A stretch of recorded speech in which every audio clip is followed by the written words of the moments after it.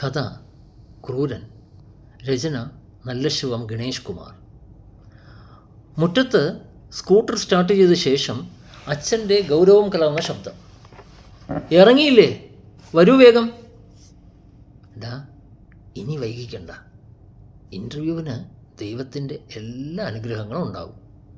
അമ്മയുടെ ആശ്വാസവാക്കുകൾ. അല്ലെങ്കിലും അച്ഛന് എപ്പോഴും എന്നെ പെട്ടെന്ന് പറഞ്ഞയക്കാൻ ഭയങ്കര ധൃതിയാ അമ്മേ. എൻ്റെ നീരസം പുറത്തു വന്നു. ട്രെയിൻ മിസ് ചെയ്താൽ അറിയാലോ, പിന്നെ ബസ്സിനെ ആശ്രയിക്കണം. 9 മണിക്കൂറിന് പകരം ഉറക്കവും ടോയ്ലറ്റും ഒന്നുമില്ലാതെ 12 മണിക്കൂർ എടുക്കും. വീണ്ടും അച്ഛൻ്റെ അതേ ശാഠ്യസ്വരം. അച്ഛൻ്റെ സ്കൂട്ടറിൻ്റെ പുറകിലിരുന്ന് റെയിൽവേ സ്റ്റേഷനിൽ എത്തിയ ഉടനെ ആരെന്നറിയില്ല ഒരാൾ വന്ന് എന്നെ കൃത്യമായ പ്ലാറ്റ്ഫോമിൽ കൃത്യമായ കോച്ചിൽ കൊണ്ടെത്തിക്കുകയും എനിക്ക് വേണ്ടി കാത്തു നിന്നതുപോലെ ട്രെയിൻ അനങ്ങി തുടങ്ങുകയും ചെയ്തു. എല്ലാം സെറ്റായി എന്ന് അമ്മയെ ഫോണിൽ വിളിച്ച് അറിയിക്കുകയും ചെയ്തു. അമ്മേ, അച്ഛൻ്റെ ഈ ധൃതിയും സ്വഭാവവും ഒന്നും എനിക്കങ്ങോട്ട് ഇഷ്ടപ്പെടുന്നില്ല കേട്ടോ. അതിനിടയ്ക്ക് വഴിയിൽ സ്കൂട്ടർ നിർത്തി ആരോടോ എന്തോ ഒരു വേണ്ടാത്ത ഫോൺ കോളും. മൊത്തത്തിൽ അങ്ങേർക്ക് എന്നെ എവിടെയെങ്കിലും ജോലിക്ക് പറഞ്ഞു വിട്ടിട്ട് സുഖിക്കണം. എൻ്റെ ശമ്പളവും വീട്ടിലെത്തുമെന്ന കണക്കൂട്ടലാകും. അച്ഛൻ്റേത് വല്ലാത്തൊരു ക്രൂര മനസ്സ് തന്നെ അമ്മേ. ഒന്നും മറുപടി പറയാതെ അമ്മ എല്ലാം കേട്ടുനിന്നു.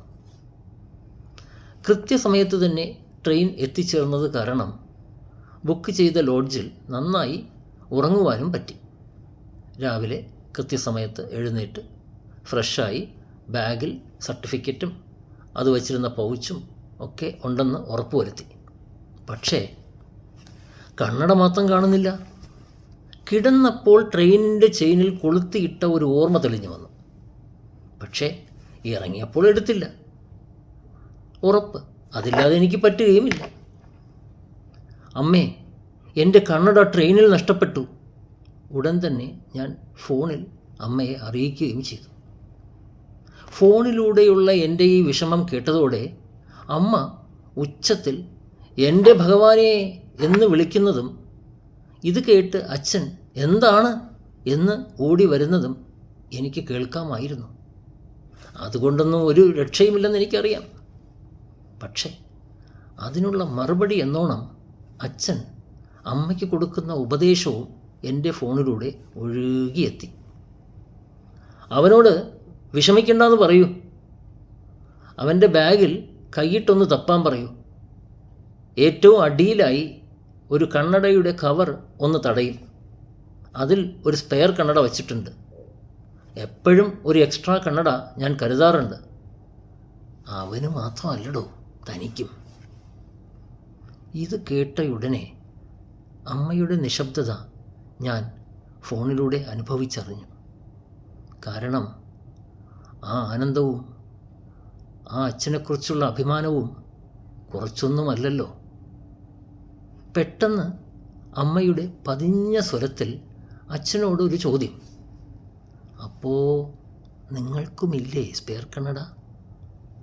അതേ പതിഞ്ഞ സ്വരത്തിൽ അച്ഛൻ്റെ മറുപടിയും എൻ്റെ ഫോണിൽ ഒഴുകിയെത്തി.